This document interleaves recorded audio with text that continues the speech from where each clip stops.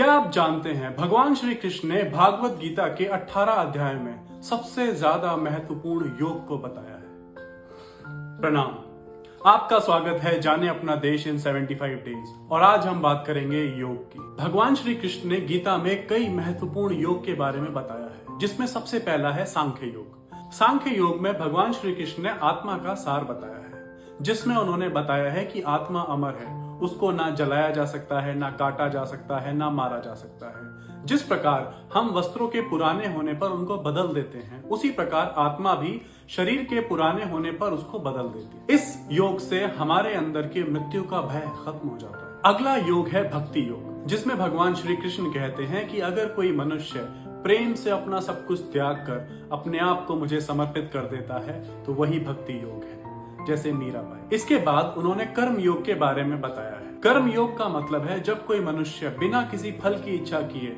रोज अपने कर्म को पूरा करे, वही कर्म योग है। और जो मनुष्य अपने कर्मों के फलों को त्याग दे, वही सबसे बड़ा कर्म योगी है। और अंत में भगवान श्री कृष्ण ने ज्ञान योग के बारे में बताया है। ज्ञान योग का मतलब है अपनी आत्मा का साक्षात्कार। जब मनुष्य वेदों से, शास्त्रों का अध्ययन करके अपने आप को जानता है, अपनी आत्मा के स्वरूप को जानता है, उसी को ज्ञान योग कहा गया है। ज्ञान योग के बिना ये जानना बहुत मुश्किल है कि किसको अपना समर्पण दिया जाए, कौन सा कर्म साकर्म है और कौन सा कर्म आकर्म। जब भगवान श्री कृष्ण से अर्जुन ने पूछा कि हे माधव, जब भक्ति योग से ही मोक्ष प्राप्त किया जा सकता है तो इस भयावह युद्ध की क्या जरूरत है, तो भगवान श्री कृष्ण ने कहा कि हे अर्जुन, तुम एक क्षत्रिय हो और अगर तुम अपना कर्म त्याग कर भक्ति योग में जाओगे तो तुम्हें कभी मोक्ष नहीं मिलेगा।